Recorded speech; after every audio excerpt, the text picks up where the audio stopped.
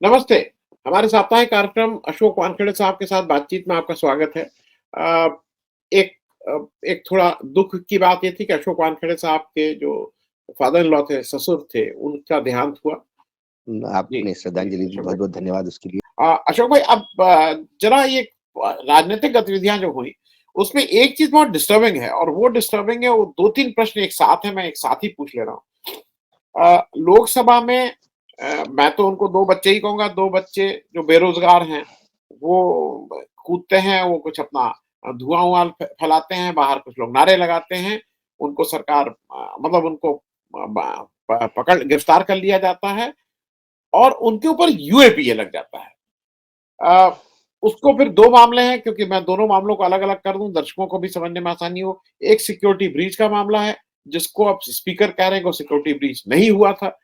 दूसरा मामला, क्यों ये किया? उन्होंने ये क्यों किया, इस पे भी बात करना ज़रूरी है, लोग इस पे बात नहीं कर रहे हैं और वो सब बेरोज़गार थे। और मुझे इसलिए अशोक भाई ये हम कह रहे हैं कि वो जितने लड़कों का आप वो देखिए, उस तरह के बच्चे, मेरे घर का भतीजा, मेरी भांजी, मेरा भांजा, ये मेरे घर का कोई बच्चा हो सकता है। ये सिर्फ़ नाम उसका आज कुछ और आ गया है। मैं आई एम मतलब मैं ओपनली इसको एडमिट कर रहा हूँ, ये मेरे घर का भी कोई बच्चा हो सकता है।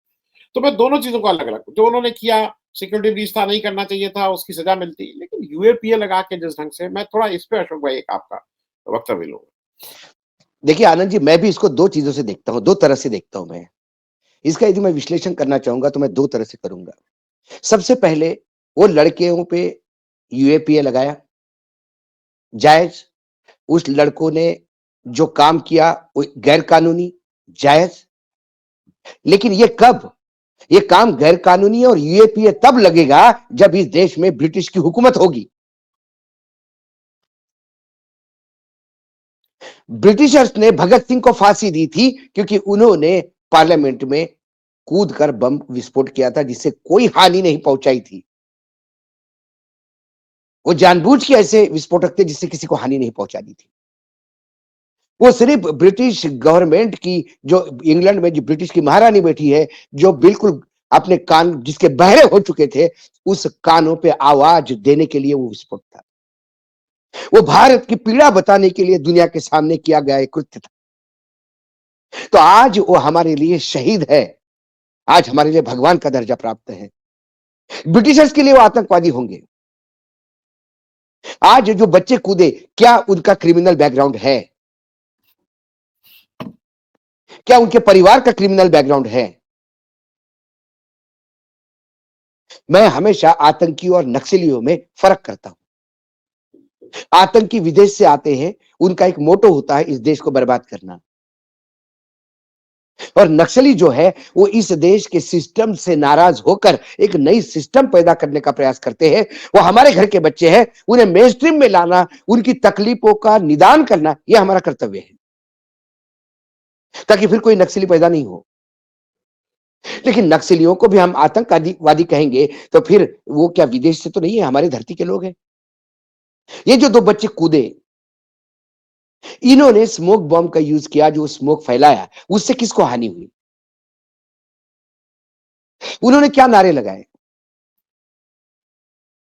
तानाशाही नहीं तानाशाह चलेगी, किसको कहा? तानाशाह भारत किसको कहा? क्या इस देश की सरकार के कानों में शीशा डला हुआ है? 2014 से आज तक ये देश विभिन्न समस्याओं से जूझ रहा है। कौन सी समस्या का निदान आजकल प्रधानमंत्री ने पार्लियामेंट में उठाए गए सवालों का किया है? 700 किसान मर जाते हैं, प्रधानमंत्री के कान पे जू नहीं रेंगती। 700 परिवारों में विलाप होता है, उनके यहां विधवाएं होती है, जू नहीं रेंगती। बच्चे 700 परिवार के अनाथ हो गए हैं, उनके कान पे जू नहीं रेंगती।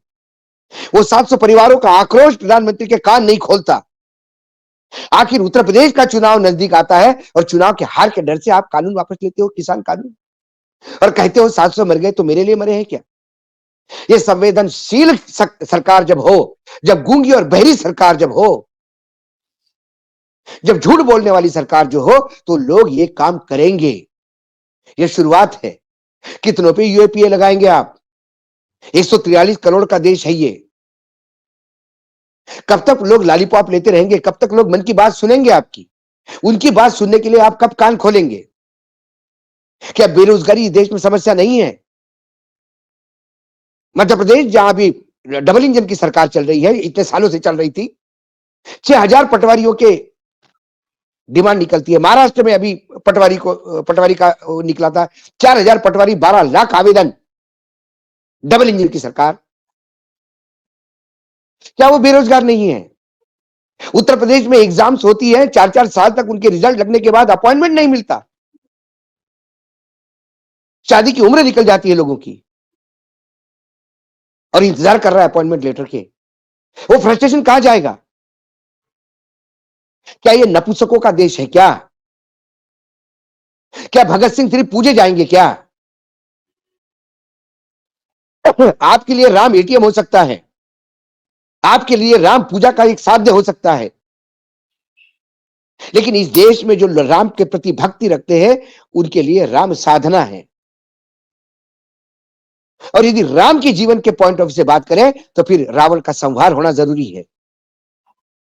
तो सत्ताधीशों को देखना ही है कि वो राम के स्वरूप में बैठते हैं या रावण के। यदि वो रावण बन के बैठेंगे तो फिर राम तो तीर चलाएगा। उन लोगों ने क्या जम्मू कश्मीर भारत से अलग करो की बात कही थी? उन्होंने चाइना जिंदाबाद कहा था, जय भीम के नारे लगे थे बाहर, जय भीम बाबा साहब आंबेडकर का ही नाम लिया था। और क्यों नहीं लगेगा? जब आंबेडकर की अध्यक्षता में बनी हुई संविधान की रोज धज्जियां उड़ती है तो युद्ध तो आंदोलित होगा। ये लोगों को बेरोजगार रख के उनके हाथ में त्रिशूल और भगवा थमाना चाहते हैं, ताकि हिंदू मुसलमान कल यहां दंगे हो तो उनके लिए लड़ने वाले फुट सोल्जर चाहिए। और कुछ लोग जो भगवा और त्रिशूल नहीं थमाना चाहते हैं, जो हाथ में तिरंगा लेके सामने आए हैं, वो तो ये काम करेंगे। मैं उनको जस्टिफाई नहीं करता, जो किया वो गलत किया, लेकिन उनने क्यों किया? आपने उनको करने के लिए क्यों मजबूर किया? किस लेवल तक आपने उनको पुश किया कि उन्हें यह करना पड़ा? कभी इसके बारे में भी सोच लेंगे प्रधानमंत्री जी आदरणीय हमारे? किसान आत्महत्या क्यों करता है? आपने उसको आत्महत्या के लिए कितना उस लेवल पे ले गए कि वो आत्महत्या करे? जिन जिन राज्यों में किसानों की आत्महत्या बढ़ी है, उन सरकारों के खिलाफ आत्महत्या करवाने के लिए जो धाराएं लगती है वो लगनी चाहिए नेताओं पे। मात्र 2 लाख 5 लाख रुपए देके आप इतिश्री नहीं कर सकते। और महुआ मोइत्रा ने सिर्फ अपना लॉगिन पासवर्ड एक कारपोरेट सेक्टर के एक बड़े प्लेयर के साथ शेयर किया था, जिसका नाम हीरानंदानी है। उस हीरानंदानी का बाप निरंजन हीरानंदानी तमाम भाजपा के नेताओं के साथ फोटो खींचते घूमता है, और उस हीरानंदानी के निरंजन के बेटे दर्शन हीरानंदानी के साथ आईपी एड्रेस शेयर करने से यदि देश की सुरक्षा को धोखा है और महुआ मोइत्रा को निष्कासित किया जाता है, तो जिन्होंने इस लड़कों के पास बनाए उस सांसद की निष्कासन क्यों नहीं?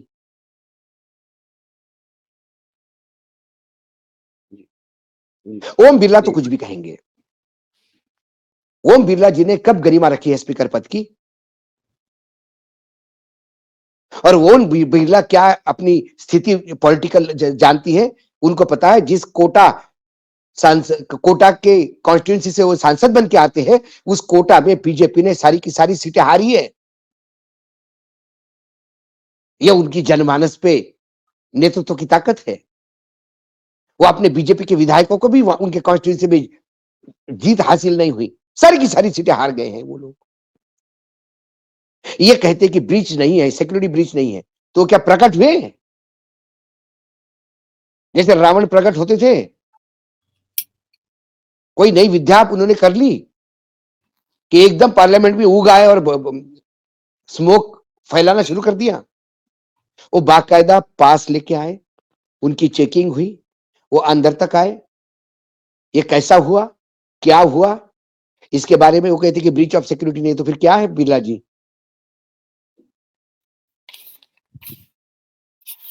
जी, मुंबई पे हमला होता है, कांग्रेस की सरकार थी, तो कांग्रेस की सरकार बर्खास्त करने की बात हो रही थी। आज पार्लियामेंट में घुस के अंदर आ गए, गृह मंत्री क्या कर रहे हैं? पार्लियामेंट की सिक्योरिटी स्पीकर देखते क्या कर रहे हैं?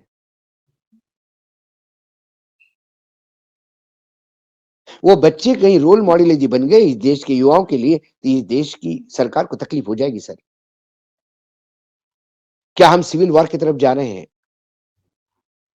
जिस देश में 81 करोड़ लोगों को सरकार के 5 किलो अनाज पे जिंदा रहना पड़ता है, नहीं तो वो भूखे मर जाएंगे। या मैं नहीं कह रहा हूं, प्रधानमंत्री ने कहा है आंध्र प्रदेश, तेलंगाना में कि मैं 5 किलो अनाज 5 साल के लिए इसलिए दे रहा हूं कि मैं नहीं चाहता कोई भूखा मरे।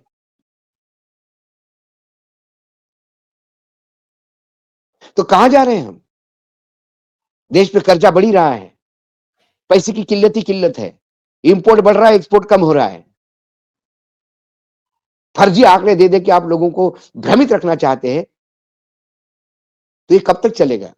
एक ना एक दिन तो चीजें बाहर आएगी।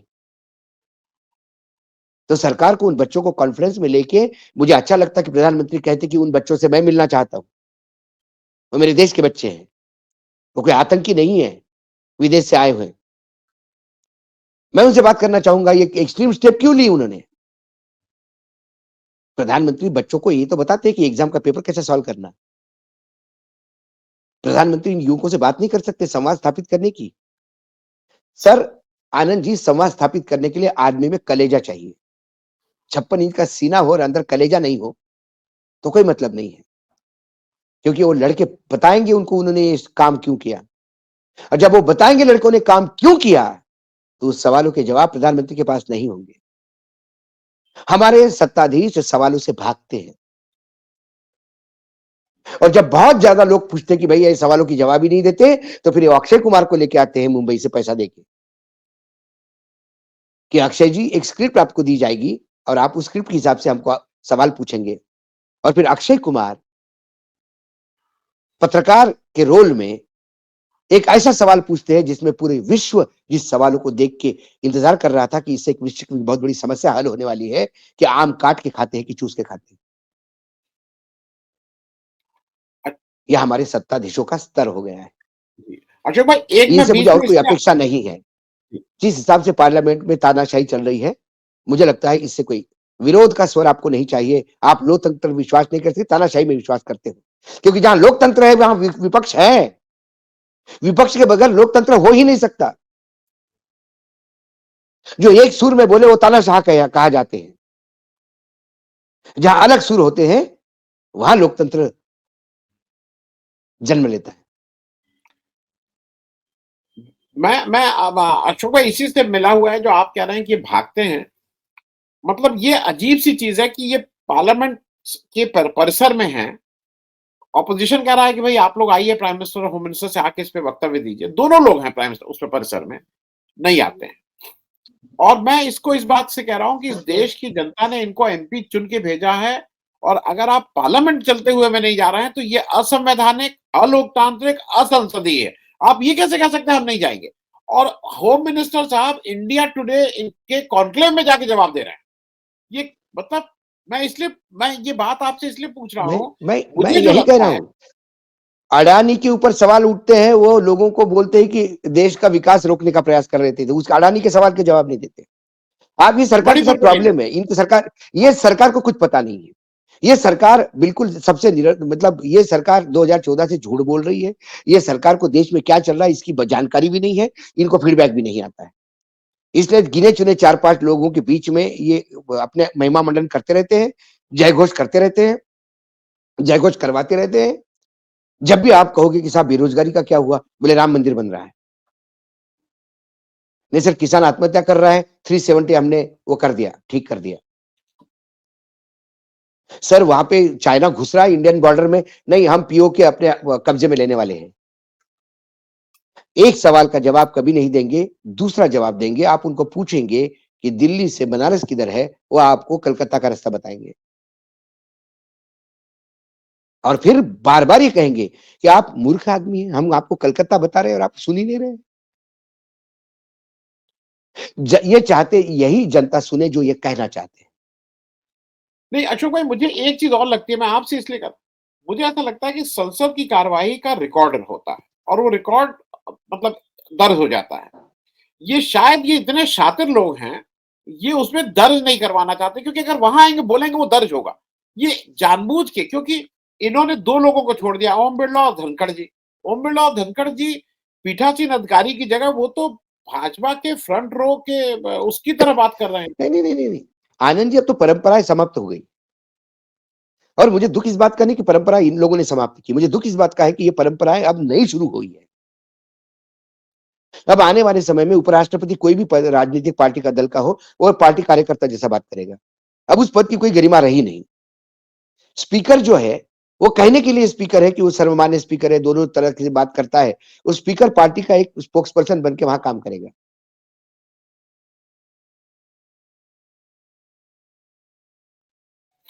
जी। समय के साथ लोकतंत्र मैच्योर होता है, प्रगल्भता आती है। अमेरिका में राष्ट्रपति ट्रंप बोल रहे थे और जब उन्होंने गलत बोलना शुरू कर दिया, झूठ परोसना शुरू कर दिया, चैनलों ने ब्रॉडकास्ट बंद कर दिया। उन्होंने कहा कि ये राष्ट्रपति मूर्ख है, वो झूठ बोल सकता है, लेकिन चैनल अपना दायित्व झूठ परोस नहीं सकता। हमारे यहाँ प्रधानमंत्री जी झूठ बोलते हैं और चैनल उसे सच है ये साबित करने के लिए दिन रात कंपटीशन में लगे रहते हैं। तो ये डिटोरिएशन है। 75 साल में हम स्टोन एज की तरफ जा रहे हैं। 100 साल बाद जब इस देश को 100 साल होंगे तो मुझे लगता है कि हमारे सांसद रामायण कालीन कपड़ों में आएंगे, प्रधानमंत्री मुकुट पहन के आएंगे, तातश्री और भात्राश्री जैसे बातचीत होगी। गृह मंत्री अपने पीछे पूंछ लगा के हनुमान के रूप में आएंगे। मैं अशोक भाई मैं इसलिए 1-2 चीजें आपसे कर ले रहा हूँ क्योंकि बहुत से प्रश्न हैं लेकिन ये 3 राज्यों में जो मतलब छत्तीसगढ़, राजस्थान और मध्य प्रदेश में भाजपा चुनाव जीती और उन्होंने 3 नए मुख्यमंत्री दिए। मैं 2 चीजें एक साथ कर रहा हूँ, मतलब 2 प्रश्न एक साथ पूछ रहा हूँ। एक तो इन मुख्यमंत्रियों को जिसमें पहली बार कोई इलेक्शन लड़ रहा है, इनको देख के क्या मैसेज देना चाहते हैं प्रधानमंत्री जी? दूसरा, राजनाथ सिंह साहब जो कैबिनेट मंत्री हैं, उनका संगठन से कोई मतलब नहीं है बीजेपी के। पार्लियामेंट चल रही है, उसको छोड़ के वो पर्ची लेके वो मतलब वो पर्ची ले जाने का काम कर रहा है। अब राजनाथ सिंह ने अपनी हैसियत ही कर दी है कि वो पर्ची ले जाके वहां, अच्छा वो संगठन के आदमी नहीं, वो बीजेपी के संगठन के आदमी नहीं है। चलती हुई संसद में आप ये कैसे अलोकतांत्रिक काम कर सकते हैं, मतलब असंसदीय काम कर सकते हैं? मैं थोड़ा और ये जब क्या मैसेज देना चाह जब रहे हैं? नहीं नहीं 2014 से एक ही मंत्र चल रहा है, मोदी है तो मुमकिन है। मतलब आज मैं और आप बात कर रहे हैं, हो सकता है कोई चैनल का एंकर कल कहीं मंत्री बन जाए, मुख्यमंत्री बन जाए किसी राज्य का, तो आप हंसोगे। अरे भाई ये तो उस दिन वो एग्जिट पोल पे डिस्कशन कर रहा था, बोले मोदी जी ने कहा कि नहीं यही ठीक है, लेकिन वो तो महाराष्ट्र से आता है। यूपी में क्या है, मोदी ने कहा कि सब भारत एक है, यूपी का मुख्यमंत्री वो बनेगा। चलो, ये जब निरंकुश सत्ता हाथ में आती है तो तानाशाही प्रवृत्ति को जन्म देती है। ये मानसिक धर्म है, ये मनुष्य का धर्म है, इसमें कोई वो नहीं है, गलत नहीं है। देश में जितने भी विश्व में बड़े बड़े तानाशाह हुए हैं, उनका जन्म ऐसा ही हुआ है। जब असीमित सत्ता उनके हाथ में आ गई और टोकने वाला कोई नहीं है, तो टोकने का काम राजनाथ जी, गडकरी जी जैसे नेताओं का है। टोकने का काम संघ जो उनके पीछे पितृ पक्ष बन के खड़ा है, उनका काम है। लेकिन यदि वो भी डरने लगे, क्योंकि दिल्ली की गद्दी का बड़ा अजीब इतिहास है। फिर शहंशाह अपने बाप को ही जेल में डालता है और आजकल जेल को मार्गदर्शन मंडल कहा जाता है। तो सबको डर है मार्गदर्शन मंडल में डाले जाने का।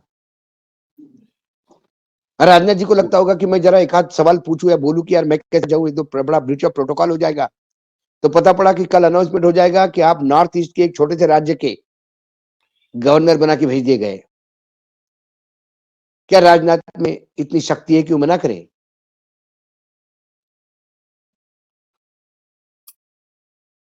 और ये आदर नहीं, ये डर है। डर और आदर में फर्क होता है। जी जी ये अशोक भाई ये बताइए जितने जो मैं इसलिए क्योंकि ये जो ये जो 3 चीफ मुख्यमंत्री बने, जो मिनिस्टर आपने कहा, मुख्यमंत्री जी, उन्हें रबर स्टैम्प चाहिए। देखिए ये 2029 की तैयारी है। हु आफ्टर मोदी का जो तैयारी। सवाल आने वाले समय में होगा, उसके लिए ये अभी से पूरी वो प्लानिंग चल रही है। पेशबंदी पेशबंदी कर रहे हैं। पेशबंदी है, पेशबंदी कर रहे हैं। पेशबंदी इसलिए कि जब यदि मोदी अमित शाह जी का नाम सामने आएगा, तो कम से कम सारे मुख्यमंत्री एक साथ खड़े होने चाहिए। लेकिन अमित शाह जी मुख्यमंत्रियों को उस लायक मुख्यमंत्री चूज़ करते कि जो ताकत से बोलेंगे। ये जो मुख्यमंत्री है, ये इनके भरोसे मुख्यमंत्री बने हैं। जब उनको लगेगा कि जिनके भरोसे मुख्यमंत्री है वही कमज़ोर पड़ रहे हैं, तो सबसे पहले भागने वाले होंगे। पुराने ज़माने में हाथी युद्ध में सबसे पहले फ्रंट रो पे रहते थे और ये हाथी मदमस्त जब सामने तीरों का वर्षाव होता था, तो हाथी के मस्तिष्क पे जब तीर लगते थे, हाथी पागल होते थे और सामने वाले फौज में घुस जाते थे। तो सामने वाले फौज का जो फ्रंट का एक 100 मीटर का जो बेल्ट है, वो हाथी रौंद देता था। ये लड़ाई की टैक्टिस थी। लेकिन कुछ कमज़ोर हाथी होते डरपोक, जब उनको बाण चलते हैं उनके मस्तिष्क पे, तो वो उल्टे घूम के अपने ही फौज को रौंदते हुए निकल जाते हैं, भागते हैं। तो ये तीनों हाथी जो है, जो वो फ्रंट पे खड़ा करना चाहते हैं 2029 में, ये उन कमज़ोर हाथियों में है कि जो एक बाण चलने पे अपने ही फौज को रौंदते हुए भागेंगे। क्योंकि जिनका जनाधार नहीं, जिनका वजूद नहीं, जी, वो हास्यास्पद बनते हैं। महाराष्ट्र में मध्य प्रदेश में उज्जैन छोड़ के पूरे मध्य प्रदेश में मातम है। राजस्थान तो अभी होश में ही नहीं आया कि क्या हुआ। जी, छत्तीसगढ़ में तो कोई फर्क ही नहीं पड़ता था क्योंकि वहां संगठन था ही नहीं, किसी को भी बना दो भैया। अब सिर्फ दो राज्य हैं जिनकी सरकारें दिल्ली से नहीं चल रही। महाराष्ट्र, गुजरात, छत्तीसगढ़, मध्य प्रदेश, राजस्थान, हिमाचल, हरियाणा, ये तमाम सरकारें जो है, पौंडीचेरी, ये तमाम सरकारें अब दिल्ली से चल रही है। उत्तराखंड उत्तराखंड उत्तराखंड भी उत्तराखंड वही दिल्ली से चल रही है। अब एक है आसाम और एक है यूपी। आसाम में जो हेमंता को इन्होंने मुख्यमंत्री बनाया, वो इसलिए नहीं बनाया कि हेमंता रबर स्टैम्प बनना चाहते थे, इसलिए कि वहां हेमंता अपनी पॉलिटिकल पार्टी खड़ी करके भी मुख्यमंत्री बन सकता था। ये ताकत उसने आजमा ली थी। फिर पूरा उत्तर पूर्व उसके भरोसे था, तो उसको थोड़ा लीवरेज है कि वो थोड़ी अपनी मनमानी कर सकता है, लेकिन वो भी जानता है कि ज्यादा खींच नहीं पाएगा। और दूसरा उत्तर प्रदेश है, जहां योगी वर्सेस रेस्ट चल रहा है, और वो युद्ध तो आप लखनऊ में बैठ के रोज आंखों के सामने देख रहे हैं। ये वो दो राज्यों में भी, मतलब खासकर उत्तर प्रदेश में ऐसा मुख्यमंत्री चाहेंगे जो सुबह उठ के ही पूजा करने के पहले, उठ के चाय पीने के पहले फोन करके पूछेगा, सर गुड मॉर्निंग, सुबह सुबह हो गई सर, सूरज हमारे यहाँ निकल गया है, आपका आदेश हो तो मैं चाय पी लूं सर।